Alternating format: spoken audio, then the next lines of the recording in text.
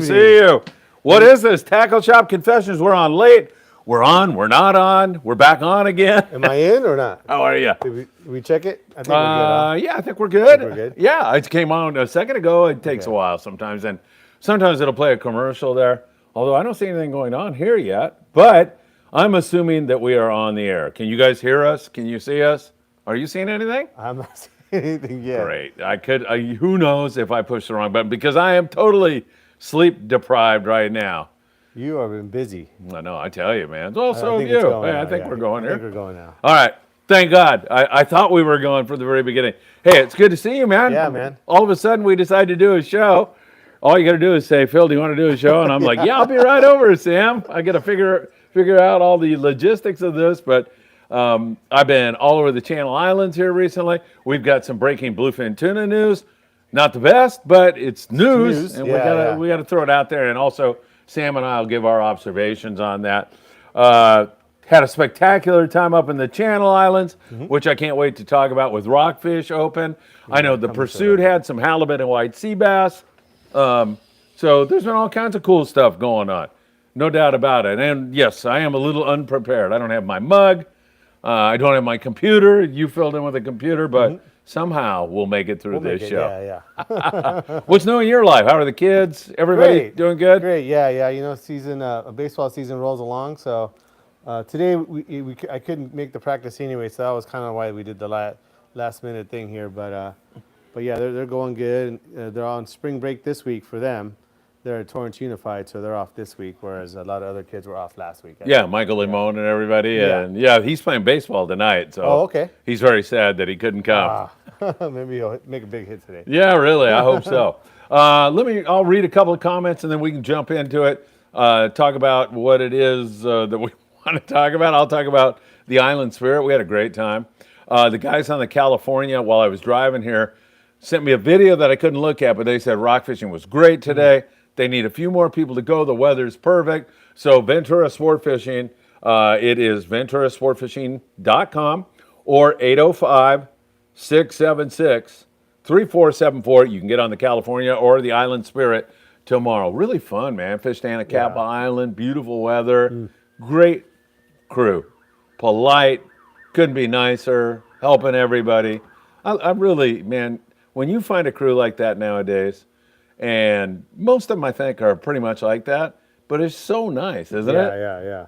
Well, those guys up there, I mean, they've developed a reputation for that, you know, of being on top of that part of their game. So I think that they've just made it a point to, you know, make that something that people really, you know, bring back with them. I hear it all the time. You know, they go up there, people just continually, because it's a drive. You know, from LA, we have great landings here with Long Beach, San Pedro, you know, Redondo, but, you know, guys make the drive up there, you know, and it's definitely a different experience, a little bit more of a rockfish-oriented landing, but, you know, obviously with the white sea bass and the halibut, they do really well with that when that becomes available, but overall, on the service side, I always hear good things. Yeah, me too. Every boat up there. Me too. Yeah. So pretty much. Like you got Sean Stewart up there, guys that bring that long range ethos to the thing. You got Tucker McCombs. Yep. And he's taught those guys about customer service at Ventura, so really, really good stuff. Yeah. Good bottom fishing. I talked to other private boaters who had big vermilions on their trip. Some of the complaining about the 2 vermilions is already starting to go away. Yeah. I get it. Yeah. But, you know, hey, you catch other stuff or you make it happen, you know, right? We hear these all the time when we get these closures or these reductions. And I get the frustration, but at the same time, we'll make it work. You're going to have to. Yeah. You're going to have to. I mean, there are other species, you know, and some of those other species are also limited. But, you know, I mean, you're going to have to work at it a little more. You know, usually those reds are kind of like our prize.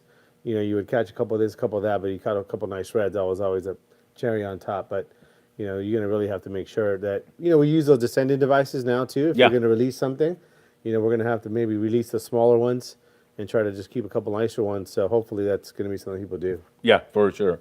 Are we still rolling on yours? Yeah, good. Rolling, yeah. Mine's not. So I have to run out there and do something if we're not on the air. Are we on the air? Should I go look? Go check it out. You're good, or? I haven't had any more comments. Yeah, I know, right? But the thing's moving. Man, maybe we shouldn't have done this tonight. I know. No, I think we're good. Turn it a little bit this way. Like that? Yeah, just a little bit. Yeah. Okay, yeah, I think we're good. Yeah, Did I just see another comment come I up? saw a couple more comments come up. Okay, yeah. perfect. Maybe stay back there. Yeah, that's it, man. I get off camera and everything is good. And we'll have that breaking bluefin tuna news in 1 second here. I'll have that for you. Those fish have given us the slip right now, so we'll just have to see what is up with that. So really good rock fishing up there. California is going tomorrow. The Island Spirit, I think, is going tomorrow. You'll be able to find more about that. All right, Christopher Navarro says, oh man, there's a whole bunch of comments now. Well, it just came in, yeah. All right, man, I have no clue as to when my favorite podcast comes on. I thought it would have been yesterday. How am I supposed to make Phil a carnivore birthday cake without notice? Sam's is coming soon. When's your birthday? It's May. Oh. End of May. May what? 23rd. Oh, you're 23rd too. Yeah. That's my favorite number, man. Heck yeah. I was born March 23rd. I've done this many times. My brother was born February 23rd. Oh, really? Patrick was born September 23rd. My dad played college football, and his number was? 23. No, it was 16. No, I was 23. My So, brother was born June 23rd. your brother? Yeah. Oh my God, you got 23s going. Yeah. Do you play 23? Do you ever play the lotto? No. Oh, well, I rarely do, but 23 is always in there. Chris, hey, I was up in the Channel Islands yesterday goofing off on the Island Spirit. I got up at 3 in the morning. I went and I picked up a guy that shot, Mackie, that was shooting our camera. He was there. How's that going? It's going good. He was great. Good. Fantastic. He's coming to this as a novice angler. And so he's bringing stuff that I never cover because everybody knows that. They don't know it. Right. And so we went through all that, and man, the comments like, oh, thanks for covering that. And now I know how to hook the squid on. Now I know how to. Yeah. And I blew through that, and I have to give him the credit on I that. would have thought that with the amount of things you don't know, you'd have so much to cover. But obviously, we know there's even more that people don't know than you. So I'm going to kill you tonight. I'm way too tired for this abuse. Let me tell you. So he brought that, and I thought that worked out good. So we did that. Good. So I had no sleep. We get off the boat, go up there and goof off with Saul and the ticket office for a little while. Great guy. And then we run to this guy's office who's putting on that Ventura Expo. Oh, the show. That's right. Yeah. So we sat down with them. That's this weekend? No, Or it's next- May, Cinco yeah. de Mayo weekend. Okay. Cinco de Mayo weekend. Those two guys are pretty cool guys. Really? They're really cool, man. They're very analytical. When I heard them talking about how they design the show and they go about it and they have all these charts on the wall and everything, they're really, they really dissect it. And You're able to follow it pretty good? not really. No. I faked through the interview and I'm like, get me out. I got to get some sleep. So anyway, I ended up at home last night about 10 and still haven't gotten much sleep. But doggone it, Tackle Shop Confessions is on the air. Scott Bucher wants to know what you are donating for the 5-day trip. Oh, Scott, you put him right on the spot. Scott, Man, I love Scott now. I expect some wings, Scott. Yeah, really. Sam, are you going to answer that? I don't know. Maybe I'll give some Friedman swag or something. I don't know if there's so much of it Great. around. I got to give out my stuff now, right?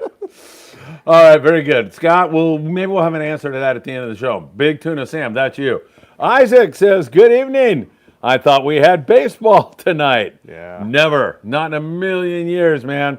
We got the show going for you and happy to be here with you, that is for sure. Frankie Sanchez. Hey, Frankie. It's good to see you. Hey, guys, great to see you. What are your thoughts on the Penn Fathom 40 NL D2? Also, what rod would you pair it with? Frankie, good question. Sam has the answer, maybe. Yeah, so that's probably one of the most used reels that we've had in the last during this tuna period that we're going through here, for fighting big fish. I know a lot of the landings use them for their rentals, so that says a lot right there. And just in general, we've sold so many of those things. I bet you Penn has probably sold 100,000 of those things. Really? Oh, for sure. Yeah. Easily. And that's just for Southern California big fish fishing. You Wow. know? I bet you there's been more 100-pound tuna caught on that reel than any other reel. I'll be darned. Yeah. So it's a very, very You wouldn't think capable that reel. either, but you're right. Yeah, it's just the right size. It's about the size of a yellowtail special, so it's a very comfortable size. It holds a lot of line, about 450 to 500 yards of 80-pound braid, depending on what kind of braid, what kind of brand you use, and how full you like it. And it's a 2-speed reel, so it's a reel that's kind of just the perfect size for a lot of the fish that we've caught, And once you start getting into that bigger, like 200 plus stuff like that, even though that reel, I've I know has caught some fish of that size. There's other better reels for that. Fish that are up to like that 80 to 120, which is, a good amount Yeah. of the fish that we catch. Yeah. That reel handles it no problem. And if you happen to hook a little bit bigger one, 150, 160, you're still in the ballpark. Yeah. Once you start getting to that 200, you're definitely going to have some things go your way, but definitely not totally out of the game. And like I said before, you probably other better reels for that specific task. If you know that there's big fish around, you want to use a bigger reel if you can. But most of the time we're into that, like I said, 80 to 120, 60 to 120 size fish. That reel will handle it, no problem. That's great, man. As far as a rod for that, something 7 to 7.5 foot, rated something like a 50 to 100, something like that. 60 to 100 would be a good match for that reel. And way more affordable, right? That reel is an affordable reel. That's another thing too. I mean, honestly, that's probably one of the bigger reasons that they sell so many is it costs half as much as a lot of other reels, so you're going to sell twice as many or even more. But not even that. It just does the job. It wouldn't do you no good to spend half the money if you went out there and lost a fish of a lifetime. That reel's caught a lot of big fish for a lot of people.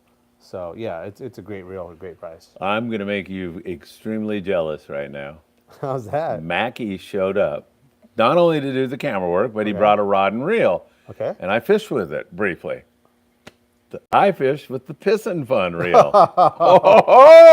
Did you love it? Did you love Pissin' and Fun? Having Pissin' Fun on the boat, man. Robert Graber was one of the guys that actually waited for us to return so he could say hi. And he bought a couple of electric reels from Pissin' Fun. He said, really? No problem so far. So I don't know, man. Pissin' Fun. I had Pissin' Fun on board, the island spirit. No doubt about it. All right, Chris Navarro says, Sam, a 1.5-day trip on the Pride from 22nd Street Landing next weekend. White sea bass. What would you bring? Yeah, Chris, it's going to be actually not too difficult quite yet. Once we get later in the season, you're going to have to add a lot of big tuna gear. But for a trip like this, you're probably looking, 15 to 40 pound test. And you don't have to bring, you don't have to bring a jig stick. I would bring one. I know you would probably, Chris, bring one. But you're probably not really into that time of the year yet, even though, like I said, I would probably still bring one. But, a 15, a 20, a 30, and a 40 be all you really need. Yeah, hit that like button, everybody. Thanks for joining Sam and I tonight. We deeply appreciate it. Jaime Fernandez Jr. Jaime, good to see you, my friend. Happy Tuesday. I have an Abbott MXJ single speed with a Phoenix Black Diamond, 15 to 40 pound rating with 25 pound fluoro top shot. Will this work for school-sized tuna, dorado, or sea bass on a July 2 day? Yeah. 15 to 40. I mean, that dorado, typically you're not dealing with a lot of really big ones like you would down in Cabo or something like that. So no problem on that. As far as for the sea bass, yeah, they'd probably be okay. But, sometimes we get those big tankers, we get those 50-pounders, stuff like that. And bigger. And even bigger Yeah. sometimes, So you really want to have something you can really stop a big fish, especially if you're fishing anywhere, any kind of kelp lines or things like that. It really depends on where you're going to be fishing that sea bass. That stuff, even though it's not really known for a big fight like a big yellowtail is, it's still, with a lot of weight, if you're using too light a rig, you might be in a situation where it's just not heavy enough. So I would say yes, for the most part, that should work, but I probably would plan on getting something like in that 30 to 60, just to make sure, in case you guys are getting those big sea bass, you got a heavy rig for that. All right, very good. Sniper Gene wants to know what your ultimate rockfish setup is, Sam. Ultimate, wow. It really depends on how deep you're fishing. When you get into this deep water stuff, you need something that can handle that. Now, nowadays we get into the slow pitch game, it's a whole different deal. Now we're talking about something almost totally the opposite of what we used to fish. I mean, we used to fish a 7 to 8 foot rod, something like almost a tuna rod, because we're using a pound of weight or even 2 pounds of weight. And so you needed something that would just hold the weight, they're just so heavy. And even a big reel, you couldn't really fish a little reel because you're fishing such big gear, a big weight. Nowadays, if you're fishing that deep water, you can get away with these slow pitch rods and reels that are, the size of a trout rod almost. The reels aren't quite that small, but they're not much bigger. And so I think that it really depends on your approach. Once you get into that shallow water stuff, the stuff that they get up there, the Channel Islands, you can get away with pretty much just bass gear. Yeah. For the most part. Which is a kick in the pants. Yeah, man. or That's even so something fun. lighter. Something that's going to be more in that 15 to 40, like what Jaime was describing, with like an MXJ, that would probably work okay for your rockfish stuff. So that rockfish, even though the fish doesn't vary so much in size, yeah, you can get something that's a 1 pounder or maybe a 5 pounder. You could probably handle it with the same size gear. It's going to be mostly where you're fishing it and how you're fishing it. Yeah. I'm going to go pick this up here. Oh, what do you got? Chicken wings coming? Yeah. Oh, man. All right. Hey, everybody, don't forget, you will be able to catch me on the morning briefing tomorrow morning at, well, pretty much daybreak is when I go out and film it, and then I have to edit it. We'll have that up for you all. Chris Navarro says, the Captain Chris in Ventura video was great. Are you talking about Captain Daniel? Because I am so sleep deprived right now. I probably did a Captain Chris video, and I can't remember it. I'm pretty sure. I'm pretty sure it was Daniel on board the Island Spirit. And if it was, we've gotten really rave reviews about that video, and I owe a lot of that to Mackie, our camera guy, who came up with some great ideas on that trip. So, man, I'm not a guy that's going to hide that at all. We really, really appreciate it. All right, while Sam is goofing around right now, I'll give you some breaking bluefin tuna news, and then we'll get back to the show. Now, I'm getting this news from a trusted source of mine. It sounds like they pull it. Now, this info is about 4 hours old. Sam will hear it now. This info is about 4 hours old, so maybe things have changed, and we're going into the nighttime now, so hopefully things are definitely going to change. One, I heard that the spotter plane did not find any amount of bluefin tuna. He was up today, didn't really see it. So that's a change. And then the next thing is that the Polaris Supreme, last time I heard from a guy on there, they hadn't stopped today. 18 hours of running around. So here, I'll give you my take on it, see if Sam agrees or what. It's been like a week since they've been on that fish because of weather, and Easter and everything else. They've lost it. Lost them a little and they bit, got to get on it, and it's hard to do with one boat, you know. And so the Legend is leaving tonight. The Supreme, Aliar is one of the finest in the business. They'll run it down again. And I know Scott Buchert is on our 5-day trip, and he's like, I've got him convinced that, we're going to go to Irvine Lake and fish for trout because there's, the whole crew on the Independence is going to take us in skips to Irvine Lake. And he's just, oh my God, what are we going to do? I can just calm down, man. It's a couple days away. So, don't panic here. I would say don't panic. Yeah, I mean, although early on when you told me the dates of the trip, I was really excited about going. And then I saw it, and I was like, you know what, they're not going to catch anything. So I'm not going to book it. But no, I mean, all the people that are on this trip hate you right now.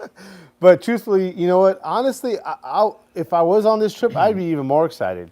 Exactly. I know what you're going to say. Yeah. Go ahead. Yeah, I mean, this fishing, in general, it does kind of cycle up and down. Now, sometimes you get onto where they will cycle up for a long time, 2, 3, 4 weeks, month at a time, and they're biting every night, every day, and they're getting them every day like that, so there are times later in the year where it seems like we get into these little bit longer stretches and it's more up and down.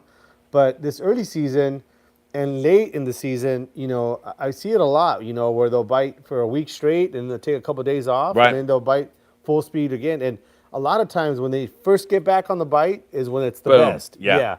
And it'll kind of taper off, So to me, actually, if I was on this trip, I'd be super excited. I think that you guys are actually in a pretty good spot. The only thing, obviously, that weather kind of coming up, or that's projected, might just make it harder to fish. But as you guys had last year, you guys had weather the whole trip, and you guys did fine. Yeah. So I think there's a lot of opportunities. Being on a 5-day trip, you have the chance of kind of scooting down the coast and looking other places. We're taking the news from guys that can only go so far. These guys can only go 80 to 100 miles, like max, and they can't spend a whole lot of time out there. Right. That fish can be 100 miles in one direction or another, and you just can't go. Once you go 100 miles out, you can't go, 100 miles in another direction, where you guys will be able to. On a 5-day, you can do it. Yeah. So you guys are probably in the perfect position. I don't really know if there's any other trips of that kind of length. I think there's a 3-day, leaving tomorrow maybe on the Supreme. And so even that being said, those guys are coming in this morning or tomorrow morning. Yeah. With, maybe at least the news of where not to go. Right. And they're going to be leaving a day early from you guys, with probably looking in a different zone. So you guys are going to probably have as much information as you need to know to make some good decisions. Well, that's what I'm thinking. You guys are actually in a really, really good spot. God, I want to give you a hug now. You tried to mess with me. Truthfully, yeah. Yeah. Yeah, truthfully. Still ain't gonna catch anything. Don't tell Scott that. I told Scott I was, that's it. I'm not going. I'm not Yeah. going. Oh, you're the charter master. Phil Frieman has to be there. And I go, well, Phil Frieman Jr. is going to Yeah. be there. Don't worry about it. That's right. Phil's going, huh? Yeah. That's awesome. Yeah, Scott's going. Philip's going. Tim Marquez Tim Marquez, is on there. Bob Gifford. Bob Gifford, yep, he was through here. Yeah, it's going to be a lot of fun. Yeah, Bob said he was here trying. Tim was supposed to come today. Oh, was he? Yeah. Tim, maybe what happened? Come tomorrow, maybe. Yeah, maybe. No, yeah. you guys are supposed to drive together or something. Yeah, we are, Right, but we're going like at noon, so he could probably sneak down here. Or, he's got time. He's a busy guy. I know, he is, man. It's tax season, right? Yep. Tim Marquez. I can't believe he's going this time, man. I mean, this is like prime time. I mean, I don't know. I was asking him that. I'm like, are you sure? Seems like you're going at the worst time, but. Probably needs a break, man. He's got to figure it out. I'm sure. Yeah.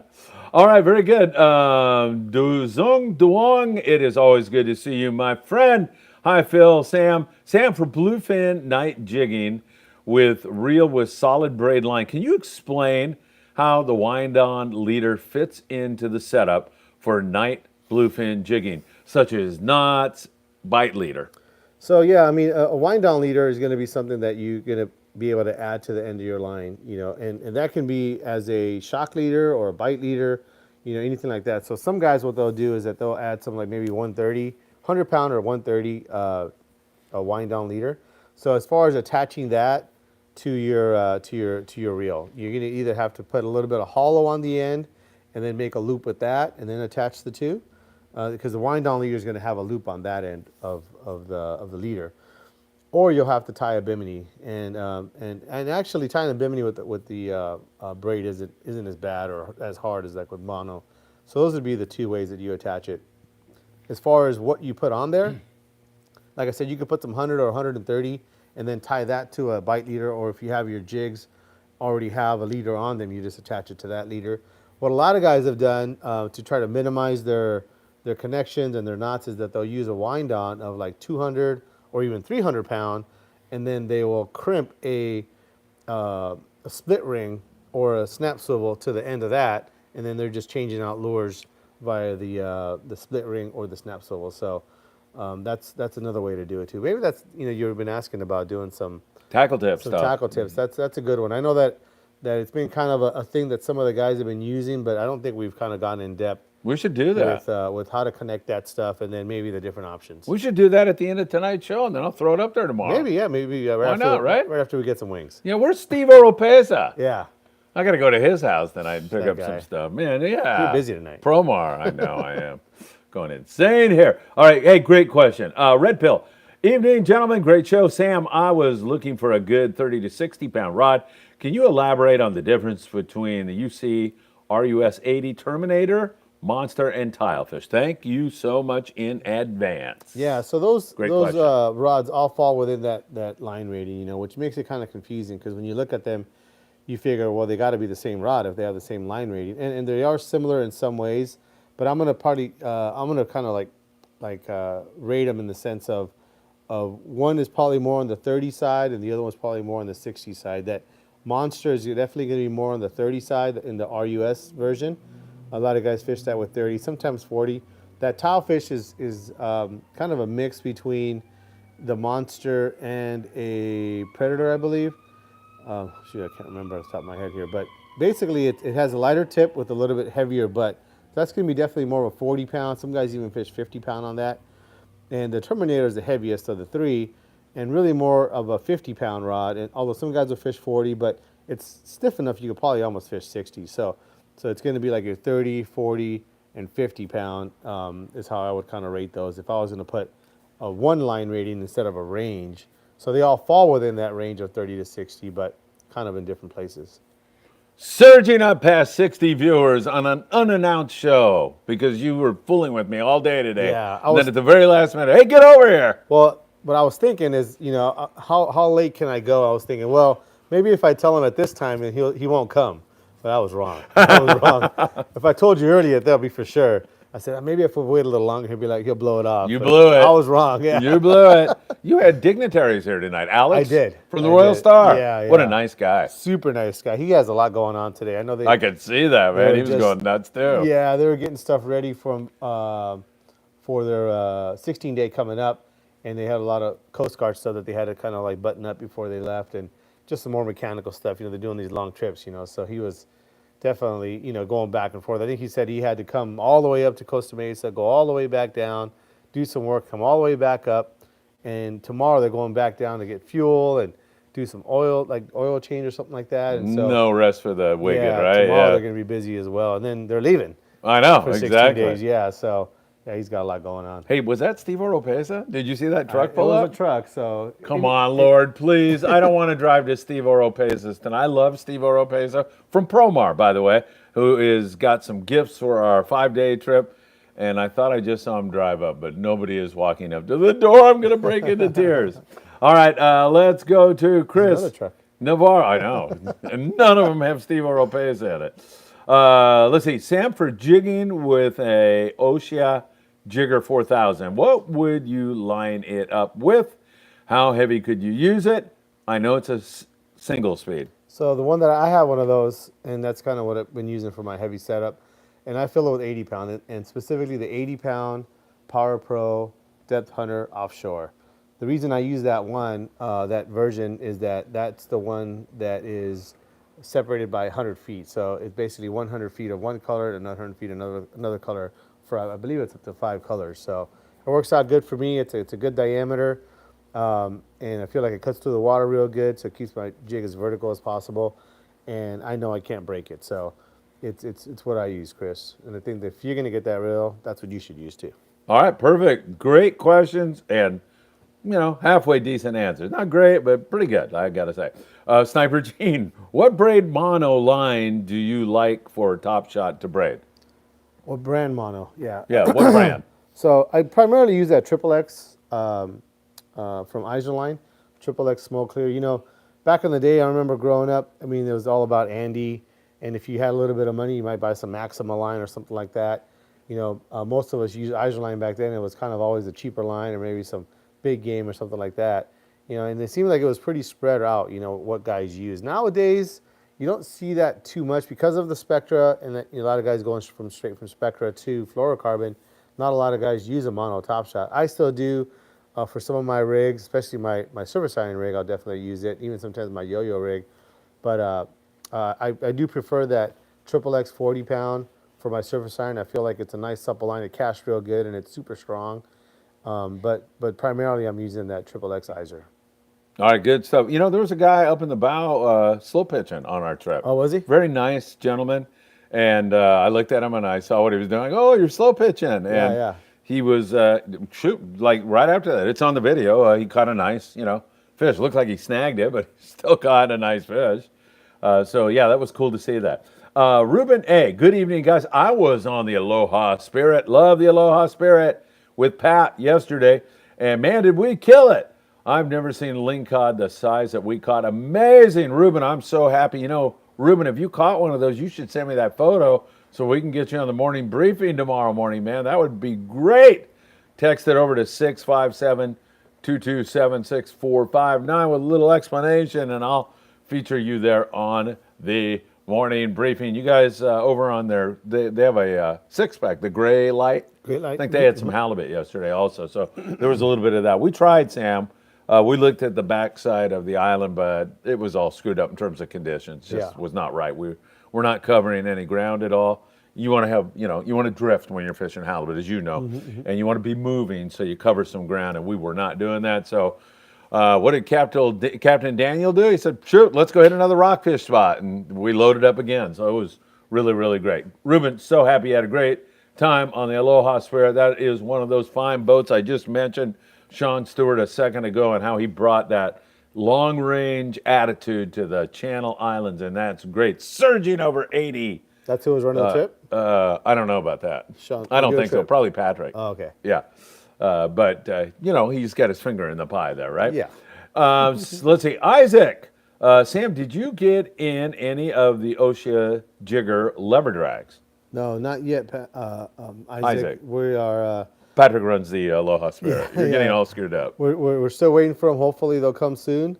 I know I've got a bunch of them on order, but I haven't seen a shipment. I was actually looking right here on my phone to see if I saw any kind of a notice that they're on their way, but not yet. Not yet. I think from what I remember hearing those guys talking about it at the show, that it was going to be something around like maybe late June or early July, maybe around ICAST. So yeah, not yet. All right, so we come back in from our trip, and they're on the docks. There's Eddie and Bella, his 10-year-old daughter, who caught a giant white sea bass last year, and we featured her on the morning briefing. Honest to God, that kid, she deserves something from me. I could say, have you ever watched the girl in Mexico? Oh, Paulina. Yeah, she grew up fishing with the string in the can. And I go, oh my God, she knew everything. Cutest kid in the world. Her dad, Ed. It was so good to see them. You know how much that means to me that there's somebody that would show up for me? Because awesome, nobody ever does that. Yeah. Unless they've got a subpoena or something. And it was great. So I had, Mackie was taking photos, and he took a photo of her with the Friedman Adventures hat. There's my hat model. Yeah, cute kid with a hat, big smile. Man, she's hired. She's already hit me up on percentage, though. So she's a good business person, too. All right, very good. Daniel Rosales, good evening, gents. Daniel, good to see you. Looking for a 7 to 7.5 foot Seeker or United rod for 60 to 80 pound rig. We'll be pairing with an Accurate Fury 602 speed. So for that, I'd probably be looking at, in the Seeker, you're looking at that maybe a 6470 heavy or extra heavy. In the Black Steel or the Super Seeker. You could also look at their SSR series. They have one that's called a 7660. Be a pretty good matchup for that guy there. In the United Composites, you'd be looking at a GP 76 Predator or a maybe even a 7-foot Raptor. 7 or 7.5 foot Raptor would be a good one too. Then that's kind of more in the rail rod series. So it kind of depends on what style of rod you want, whether you want more of a rail rod or kind of more of a bait rod. But those would be the ones I'd be checking out for those two brands. All right, very good. Isaac says, oh, Phil, you were using the Pissin' Fun. I was, and I thoroughly enjoyed it. Really? Yes. It's the most pissing fun I've had in a long time. Which model were you using? I have no idea. I don't, The 30 Once these numbers start coming in here tonight, I'm so tired. I'm checking out, man. Send in the numbers. I almost, before I screwed up that last sentence, I was going to say to you, I haven't even screwed up anything. And then I said braid instead of brand, I think. All right, I'm trying to keep it glued together, everybody. I haven't had any sleep for a couple of days. Scott Buchert wants to know, what breaking news, BRAKING. Breaking news. Scott, as we have indicated, everybody, we're having a little trouble finding that bluefin tuna. Oh, where? I'm starting to go nuts here, Sam.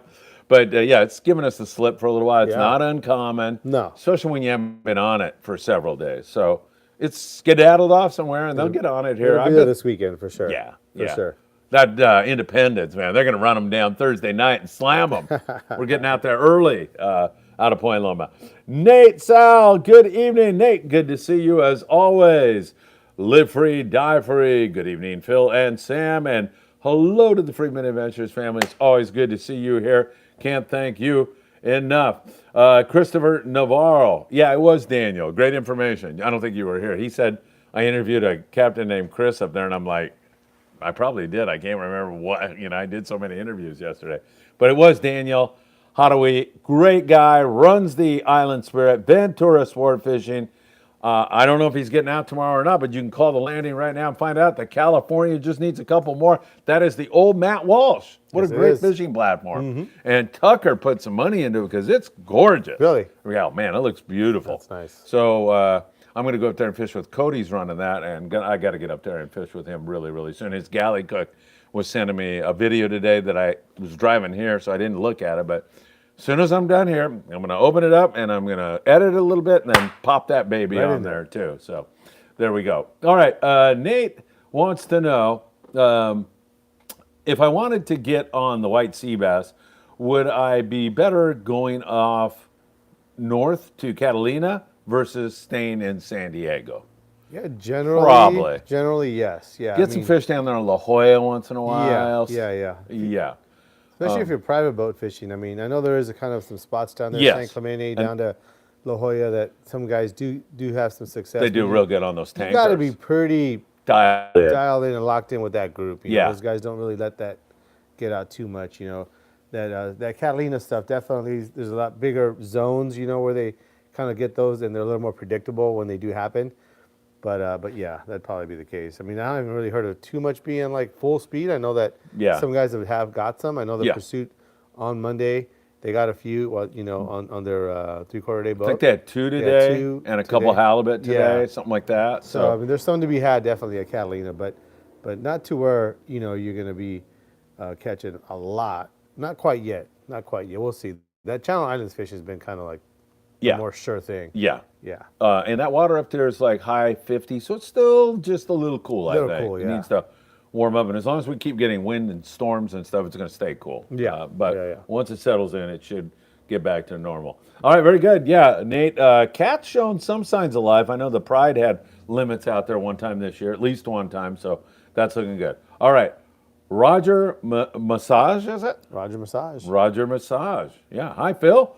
What's the best hooks for rockfish in the Channel Islands and yellowtail or white sea bass? And which is better, double dropper loop or reverse dropper loop? I can only tell you what the boys on the Island Spirit were doing, like a 2030 circle hook.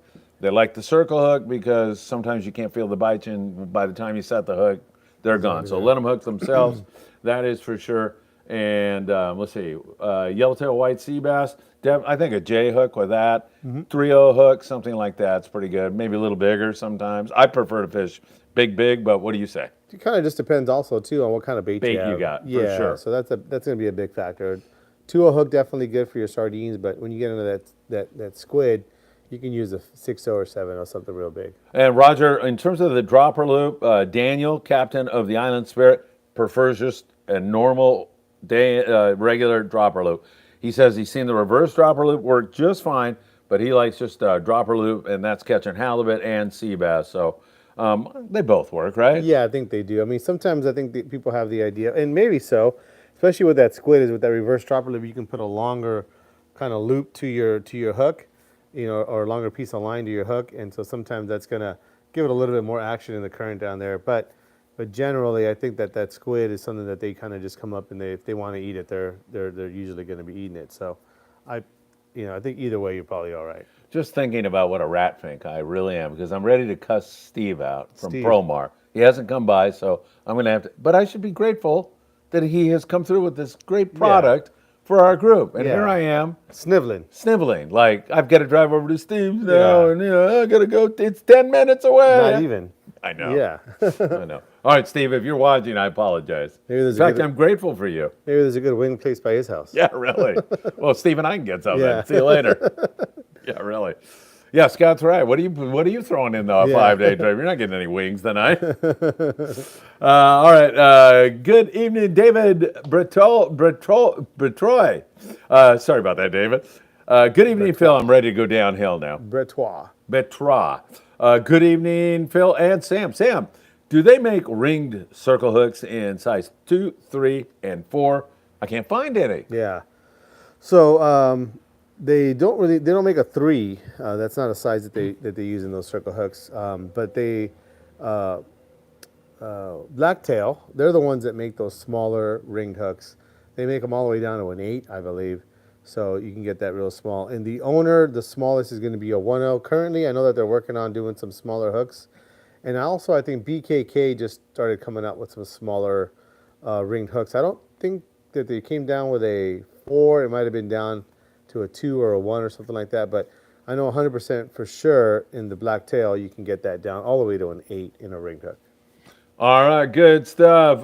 Josh Schumann says, it's great to see you guys tonight. Sniper Gene, last year on a day trip for tuna in San Diego, someone mentioned it's more effective to use some or a lot of mono to fluoro leader rather than braid to fluoro. Thoughts on this? Sometimes. So one of the things, especially if you're doing a long soak, those fish, if they're hanging down a little deeper, sometimes a little bit longer mono top shot might get your bait down a little bit because the mono is going to sink a little bit better than Spectra and fluoro. So not that it can't sink, and but the mono will sink a little bit better. And if you're on a long drift, what ends up happening is you have so much line away from your reel and away from the boat that as the boat's kind of pulling, it's pulling on all that line, and it kind of wants to kind of plane up.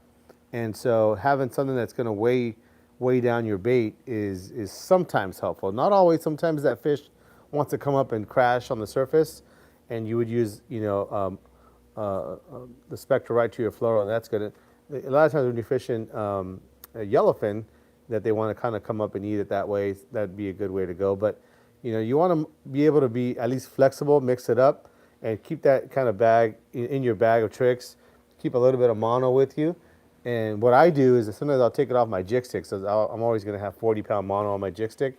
But I've done that a few times where I'll string up, off of that jig stick maybe like 30, 40, 50 feet, and then put a hook on the end of that, or a piece of fluoro and a hook on the end of that. So that is sometimes one thing that does work. Not always, but sometimes. All right, very good. Raul Almaraz. Hey, Raul, great to see you. Phil, Sam, good evening.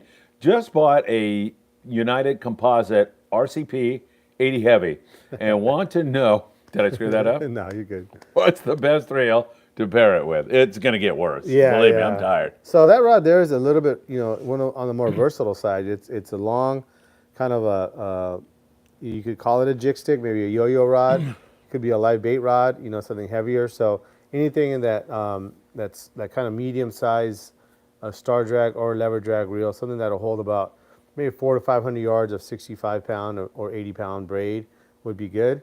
But there's so many reels in that class. Either you go in a Saltwater 40, you go in a Talica 12 or 16, Torre or Fathom 25 narrow or 30. All of those would be good on that rod. So, Dan Lightfoot and Michael Limone's grandfather. You guys might know him, the guy with the big mustache. He's trying to coach Michael's game and watch Tackle Shop Confessions at the same time. He's like, what do you mean strike? Yeah. Go out there and kick some dirt on the umpire, Dan. Yeah. Come on, show him good sportsmanship in Little League there. All right, surging up past 80 viewers. We're loving this. Thank you so much. Josh Suman says, hey, Phil, I just watched your video on the Island Spirit. I noticed a slow pitch guy. He was really a nice guy, real gentleman. How did he do for the rest of the trip? Josh, so I'm kind of like running around going to this guy, that guy, filming this and that. I don't know, to be honest with you. I might have seen him catch 2 or 3 fish, but he could have done really, really well, or, I was off doing something else when he was bagging them up. All I can tell you, if that guy is watching, what a really nice gentleman. It was nice meeting him and having him on board, as it was for so many people who were on that trip. There was so many really great people. Arthur Partida, what size tesoro for 20 to 25-pound setup? 5s or 10? Thank you for fly line setup.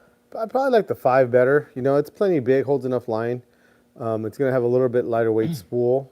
You might even go to the 5 narrow, especially for 20-pound test. But you're going to want to consider, capacity. I know it's a kind of a smaller reel, but any kind of island fishing, local fishing, that'd be fine.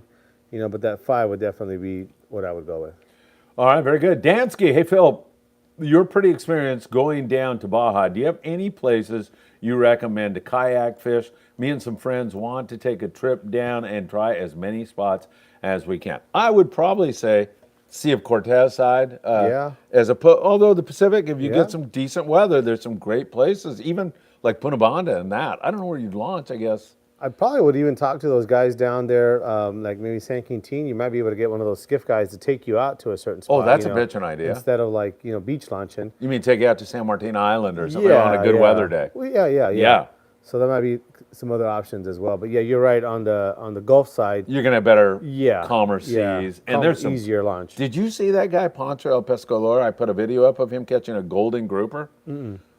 Beautiful, man. It was just like orange, and I looked at it, I'm going, I don't know if I've ever seen one of those. Yeah. And what it is it's a leopard grouper, which you catch all the time, but 1% of them go through this orange phase, and they call them La Reina, the queen. Yeah. And he was awesome, man. He caught this fish and tossed it back in the water. I put that up and went right to 10,000 views immediately because it is such a gorgeous fish. It is. So I Super tell bright. that story, Dansky, because I hope you are able to get La Reina while you're down there, or so many other types of fish. You know, Bay of Concepcion is right there above Laredo a little bit. When you start going through that zone, whoa, it is gorgeous. It is mostly calm in there, and there is a plethora of different little fishies. Plethora, you like that? Copious. Copious plethora. Amounts of all kinds of stuff. So, and feel free to reach out to me if before you plan your trip. Give me a month, and I'll reach out to some friends and get you some even better information. How about Jeff Yeomans? Ouch. Get him. And the 540 Slingers Club. And he says, good evening, Jeff. Thank you for your service. And we already answered that one, right? And Jason Lawler is the galley chef extraordinaire on the Amigo. Great guy. And he says, what's up, guys? JC says, keep it up, gents. And Phil, have a great trip. I'm right behind you. I know JC is a super good guy. John Collis. Yeah, I love that guy, man. It's such a, speaking of gentlemen, Yeah. I've never met so many gentlemen in my life in the fishing business. Most of them are not gentlemen. No, I shouldn't say that. And John, I mean, you know look what? at you. I know you texted me about getting some hype on it. I found a couple pieces. I know you probably already got some, but I haven't found 8 of them. I know you need 8 more. So I'm going to keep looking here, see if I find some more. But if not, I'll have to get some more from Darren. Hey, JC, we're going to round those things up for you. I'm talking about the bluefin tuna. We'll have them all round up. I believe he's on a Young's Fishing Tackle trip right after us, a 5-day on board Okay. the Independence also. Oh, So, back to back. yeah, we'll see. I'll see you at the docks, man. Remember, I like my coffee black. I'm sure I'll be coffeeed out by then. Frankie Sanchez is back with us, and I'm happy that you are, Frankie. Last question of the day. No, don't feel that way. For a 65-pound braid, what pound mono top shot should I use? Also, how much mono should I put on? Almost to the point where I'm reading like a moron. I'm Yeah, getting almost. there. Well, Frankie, you know, that's kind of a question that really depends on what you're doing, you know, as far as that. I mean, as far as your top shot size, you know, for that 65-pound, anywhere between 30 and 50 pound would be adequate. You know, so it really depends on where that reel is going to fall in your lineup, you know. So if you already have another 30 pound, it might be your 40. If you have a 30 and 40, that might be your 50, you know, and so on. As far as how much, you know, usually we're not putting too much on there. You know, on my jig stick, I am putting like over 100 yards, you know, maybe 110 yards or something like that. But for my bait rods, I generally don't put any top shot, mono top shot on them. But if I was going to choose to have one, I would probably leave enough room to have maybe about 25 yards of that top shot. But generally don't put it on until I think I need it. I'll carry it with me on my trip and then put it on if I think it's going to help. By the way, speaking of updates, I will be monitoring all night tonight. I have a dilemma. So when I take my blocking thing off my phone, Scott Bucher can ring my phone. He does it 24 hours a day. Yeah. But I have to take it off tonight because I've got some info coming in about Okay. this bluefin. Okay. In case it bites, you'll hear it on Friedman Adventures on Middle of the tonight. night. Yeah, 2 o'clock in the morning, 3 o'clock in the morning. I'll be doing it. All right, Frankie, ask more questions, man. That's what we're here for. Surging up toward 100 viewers as the show reaches its apex. Crescendo. Yeah, crescendo. Perfect. Sal Garcia. Evening, fellas. Sam, I'm picking up the Rain Shadow rod I won in the Victory Sheephead Derby Oh, nice. this weekend, and just wondering if you remember what size it was, and a real recommendation as well. Sal he won? He won the second place. Yeah, we give away the second place prize. Woo! Good job, Sal. Love it. You know, I don't remember the size, to be honest with you. I know it's on the rod itself because, you know, we put a label on there. From what I remember, it's going to be something that would pair well with either, you know, a Lexa 400 up to something in the smaller conventional size. But, you know, bring it in if you want. We'll help you match it up with something. I'm sure we got something. But it's going to be a little bit kind of more on the medium size as far as the reel you're going to be using. All right. Hopefully they'll get back on that bluefin tuna before the end of tonight's show. One of you will let us know. I'll be watching it all night tonight. Something tells me that by tomorrow morning, hopefully we'll have some good news and the boys will get on it here this evening. But we'll be watching that very closely. Chris Inslee. Hey, Chris. How are you? Hi, Sam. Phil. Question for Sam. What guide finish might you recommend for staying clear for years and providing strength so it does not crack? Seems like classic rod coat UV is going to be discontinued. Yeah, so it's harder and harder to get. I know that classic coat is something that is still offered in larger capacity for production rod builders, but most of the guys are going to either that Gen 4 or the D2 finish. Seems to be the favorite. That Gen 4 definitely is something that a lot of guys use. It has a little bit longer setup time, so if you're doing a bunch of rods or a bunch of repairs, it does slow you down a little bit. But from what I've heard the guys really mention a lot, self level is really, really good, and it's super clear, like virtually no bubbles. So I know a lot of guys like that. On the flip side, if you're kind of a guy who likes to kind of hurry up and get your finish done and get your rod done quickly, that D2 has been a big favorite for a lot of the local rod builders. It's super clear as well, but it does set up a little bit quicker, so a lot of guys do like it for that reason. Jason Lawler, the galley chef extraordinaire. Have I mentioned that before? Who, Jason? Yeah, that he's a galley chef. What boat is he on? Don't call him a galley cook. He's a chef. Right, Jason? Don't let him disparage you tonight. I'm watching him. He's a winch.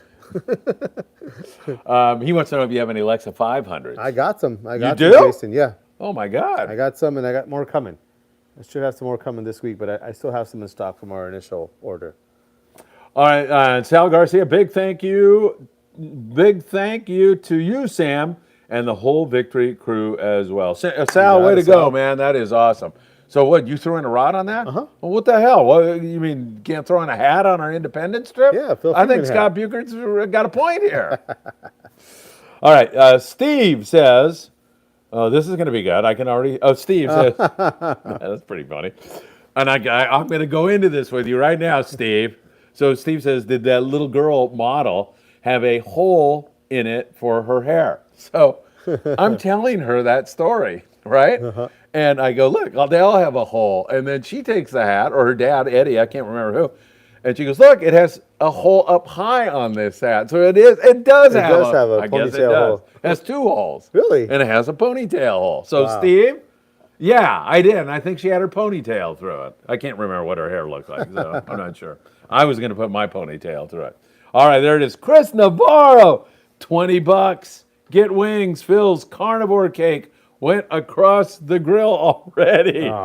Hey, Chris, that is so kind of you. I might let Sam share in my birthday wings tonight. Yeah. It's almost your birthday wings. Almost. 23rd, May 23rd, March 23rd, February 23rd, September 23rd. Your brother, June 23rd? Yeah. Man. You got to find the July 23rd out there. There's something going on here with 23, baby. 23 on that roulette wheel tonight. Tyler Tanaka, Turbo T2, is a fantastic human being. Good evening, Friedman Adventures family. Sam, have you ever been to Cedros during a red crab bloom? Have you had luck using red crab color yo-yo irons? If so, what make and models? So I haven't been down there during that type of situation, but I have fished through that in different places, San Clemente or down at the Coronados and places like that. And, anything that has kind of a red dominance to it, is really going to be so almost every brand during our last kind of red crab situation that we had here locally, almost every brand was making one, Taddy yeah, they totally went to that. Yeah, Salas was making one. And it didn't have to be where it was all red for the jig, although that didn't hurt. I know that JRI was making one that was completely red, but something that just had red in it seemed to kind of help out a little bit. I'm not really sure how much it did. I think we just kind of got caught up in that red crab situation. But anything that's got red in it, Tyler, I'd probably key in on that. And then even some smaller jigs. You can even get into some of those Zakana jigs or even those Colt Snipers, and maybe just put some red nail polish on them, and that might even help for down to Cedros. Sakana jigs. I got a whole bunch of 300-gram glow-in-the-dark big, what are they called? They're tuna jigs? What are they called? I don't know. I'm tired. What are they? They're the, come on, help me. SK jigs. Yeah, they are. The SK jigs. SK right. jigs, yeah. I was just testing you. You were. Yeah, I knew. Here it is. Look. Such a good test. SK jigs. See? There it is. I've got those, so we're going to hammer out some fish. 300 grams? Yeah. You guys are going to kill them. Are we? What color? Glow in the dark. Yeah, they're just we're gonna mess them up, man. I don't give a damn. Chum them out. Yeah, chum them up, man. I'm gonna have Scott Bucher throw a scoop right on the stern of those things. All right, here we go. Let me get back here. Let me see where we are, Sam. Graham. Oh, here we are. Graham. Graham Sulik, Fabulous. Fishing, Rod Building, and Repairs. This guy is a fantastic guy. Do you know him? Yes. He's wonderful. Super good guy. He is. He works over there at United Composites. I know he does. He could probably give you a tour of the place. Oh, shoot. We should do that. You should try to contact Graham. Yes, Graham, we should do that. But he says, Sam, Phil, good to see you guys and gain a lot of info on the local bite. Thank him, Graham. you so very much, Graham. We really appreciate that. Mackie, my camera guy. Woo, where's the he at? man that he's in Big Bear. Oh. Trout fishing. Awesome. Yes. And what does he say? He says, Phil and Sam. He says same, but I think he means Sam. Hello. I got a tip that Big Bear has a chance at some good bass. Any tips or advance from you guys or anyone is welcome. And I know where he got that tip. Where? He was talking to my son Philip, Oh, who okay. said Big Bear Lake has some really big bass in it. It never gets talked about. It's never well known. But so, do you know anything about freshwater I don't, bass? yeah, Andrew would be the guy to talk to about that. Where is Andrew? He's at home, I'm sure, by now. Well, maybe not. He could be somewhere else, but yeah, he's the guy who fishes all that freshwater stuff a lot, and I know he's been up there too many times. Mackie, great job yesterday. We had a great time on the Island Spirit, him and I. That's awesome. What did he have? There's the Daniel burger on the Oh. Island Spirit. It has, whatever hamburger, quarter pound hamburger patty. It's got the chopped banana peppers. Okay. And then it's got everything else that you would normally find. But then it's topped off with peanut butter and jelly. What? The captain of the boat's favorite burger, the Daniel Hadaway burger, has peanut butter and jelly. So this guy, Arthur, sat there right in front of me and ate it. I filmed him and he goes, strangely, it works. Yeah, it's really good. It must. Are you going to try that? I guess if I go one day, yeah. I don't know. Tommy Rotherham, when we were over at his house all the time when the kids were small, he always used to make peanut butter and jalapeno slices, peanut butter sandwiches with jalapeno. They were good, man. Yeah. And Well, like there's something to it. not the pickled ones though. You take a real jalapeno Yeah, and chop it up. So to each his own. But Mackie, I wish we could help you there, but you did a great job. Thank you, Jose Guevara. Jose, thank you for joining us. Hello, guys. What is the ideal rod, jig, stick for throwing surface irons and poppers with a conventional reel? There's a lot of jig sticks that are going to really fit that bill really well. You get into your, CalStar 90J, 90J Mag, GG 90J. Those are all great ones. In the United Composites, you have the 9E. It's probably one of their best rods. I know a lot of guys even get into that 9-foot Del Mar. They like that one a lot. And the Seeker, you got a 7X, 90M, or the 6490. Also great rods too. So there's a lot of good choices in that long rod. Southern California has been pretty much, surface iron, where surface iron fishing was created, so we have so many good rods to our Is that disposal. true? It really was created here? I think so, for Yeah. sure. I don't think anybody else does it at Yeah. all, as far as I know. Yeah. For surface iron. Like Florida or anywhere? No, huh? No, Yeah. they don't do it. Yeah. And it would work, right? I would think so. Yeah. You got to ask your son out there. Yeah, exactly. Yeah. Did he take any gear with him, like California gear? Yeah, I think he did. Oh, then there you go. He's busier than heck with Is the he? baby on 3 months out now and new job and everything. But Jeez. I think he's going to be here April 12th for a couple days and pack up some more stuff. And Okay. so yeah, I'll guarantee I will see him then. All right. All right, Jay, great show. Jay, thanks for joining us. Thanks for putting it on. Yeah, we almost didn't have it on tonight because Sam tried to get out of it. But at the very last minute, he couldn't go to sleep tonight without doing Tackle Shop Confessions. Or as I say to Scott, TSC, baby. TSC. Called me up when I was driving here. He goes, where are you? Where are you going? And I said, TSC, baby. TSC. He's trying to figure out what the hell is TSC. Sam, do you have the HG OSHA jigger on the 4.4-1? Also, what rod do you pair it with? So what he's talking about is that OSHA jigger. So they offer it in a high gear HG or the PG or the no letter, I guess, and the 4.4-1, and that's the 4,000 size. It's rated PG. Is that what you're saying? Yeah, it is. So we got them both. The one that I'm using the slower one, the Power Gear one. I on my personal rod, I'm fishing it on that United Composites CXJ 6005. A lot of guys fish it on the Phoenix Megalodon 608 and 609. And some guys even fish it on some of those Zeus 3s is very popular as well. Zeus 3, Zeus 4. So there's a couple different rods that it works with. But yeah, I personally have the 4.4, the slower one for myself. I know some guys do like the high gear one for a different kind of fishing, but you know, I'm trying to catch a big fish, so I want that power gear. Sounds good. Chris Navarro, who just contributed $20 to my birthday party, Shoo. which we are extending into April for some reason. My Yeah. birthday was on March 23rd. Chris, thank I'll you take very it. much. I'll Yeah, take it, right? yeah. Yeah, we're going to go eat some wings together before I drive all the way over to. All the way over to Man, Steve. whose house am I going to tonight? Steve's Yeah, house. Steve, Oropesa. Let's see. Sam, Chris wants to know, and thank you again, Chris. Ringed hooks or perfection loop? You know that And what is he talking about for people who don't know? Yeah, so you know, a ring hook. You know, the reason you use a ring hook is it has more hook action, meaning that when a bait is when you're presenting a live bait, it's freer on the ring. You know, so it can swim around a little bit easier. And the reason it wouldn't swim around easy is that when you have a knot tied to the hook, it constrains it a little bit. You know, and especially when you're talking about smaller bait. You know, not when you're talking about a mackerel or even a big sardine. Sometimes you can kind of make the argument, maybe you don't need a ring on the hook. So the alternative to that is if you're good at it, you can tie a perfection loop. That perfection loop is actually a pretty strong knot. Not that easy to tie, but not that hard either if you practice it like any other knot. You could tie it. There's a few different loop knots that work really well. You just want to make sure you cinch it down real well. I know in Mexico they use that perfection loop a lot. Yeah, I do. And they catch marlin and big tuna, all kinds of stuff with it. They're also using a lot bigger line typically than we are over here. Not so much finesse fishing, but yeah, you can definitely use that perfection loop. You just got to practice it. You know, with the ringed hook, you just tie whatever knot you're used to tying already, and it does the same thing.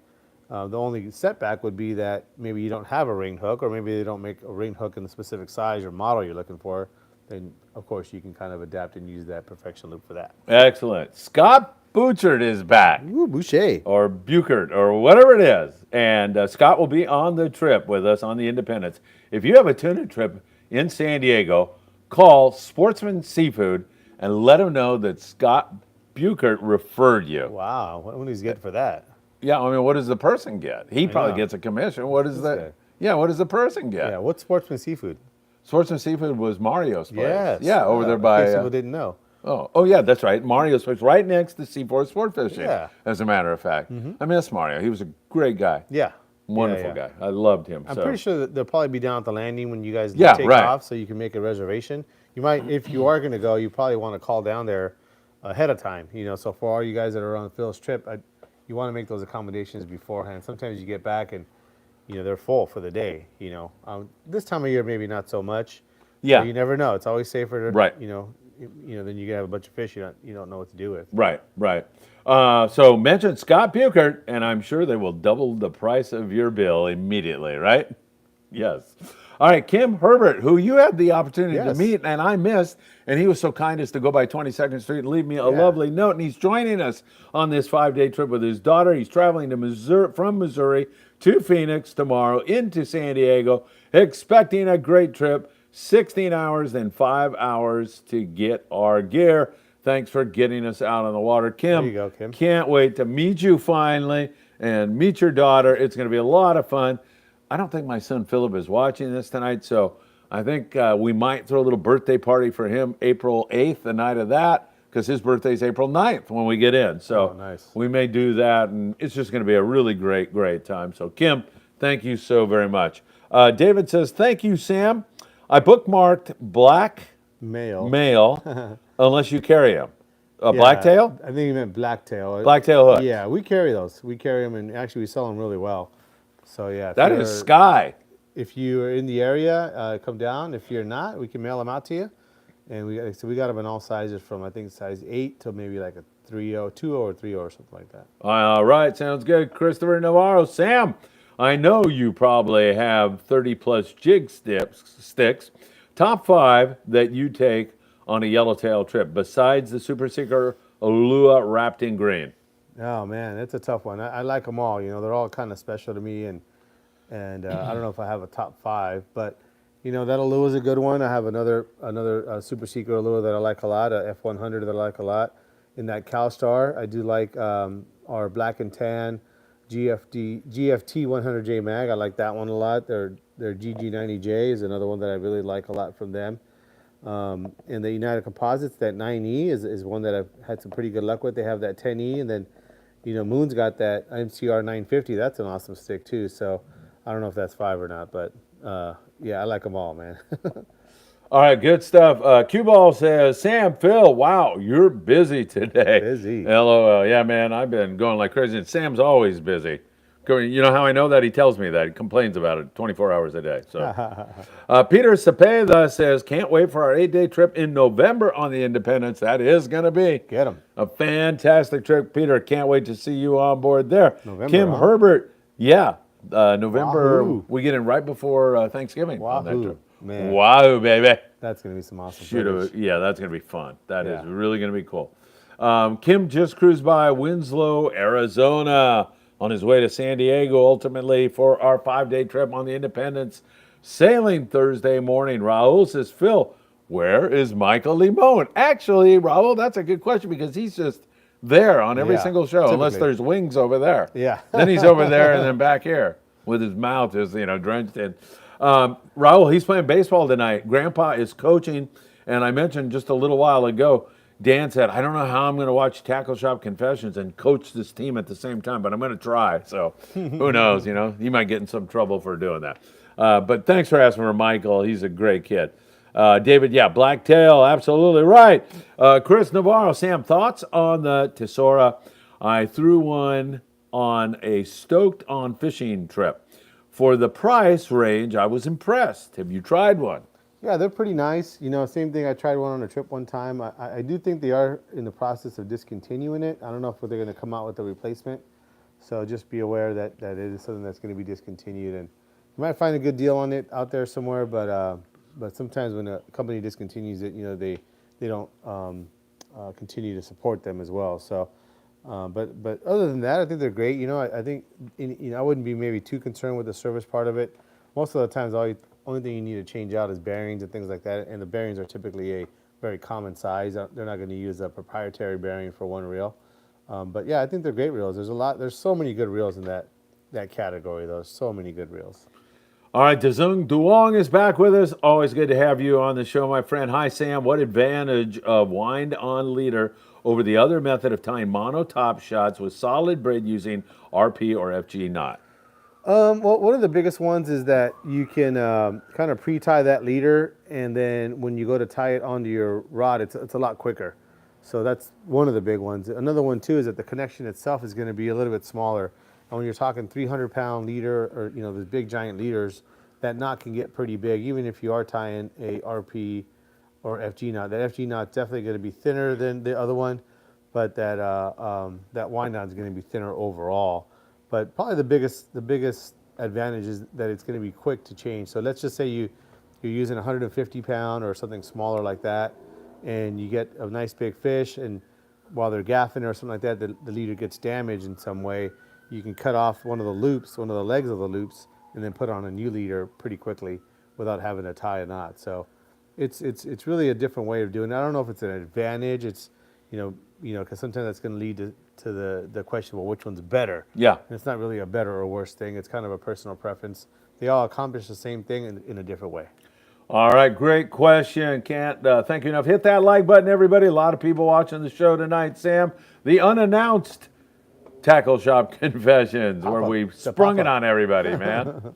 Hey, Peter says, are you going to have any raffles on the 8-day in November or any giveaways? Absolutely, Peter. Sam is going to be giving us, so much what are you stuff. giving us? Yeah. You're going to have stuff. I mean, you won't be able to fish. You have so much giveaway stuff. Yeah. Yeah, we try to do that. Everybody bring empty tackle boxes. Yeah. They're going to be filled up. Yeah. Don't bring any tackle, man. We got you rods, covered. reels, jigs, line, fluorocarbon.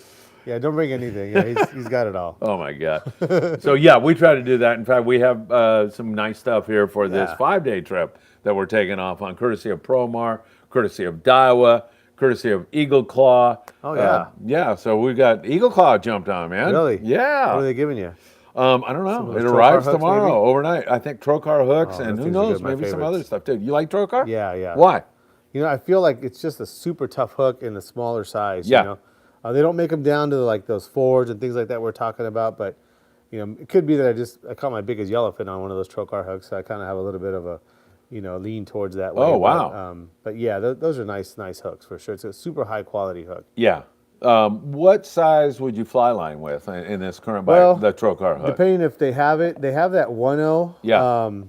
a ringed 1.0, which is their standard circle hook, and a TK619.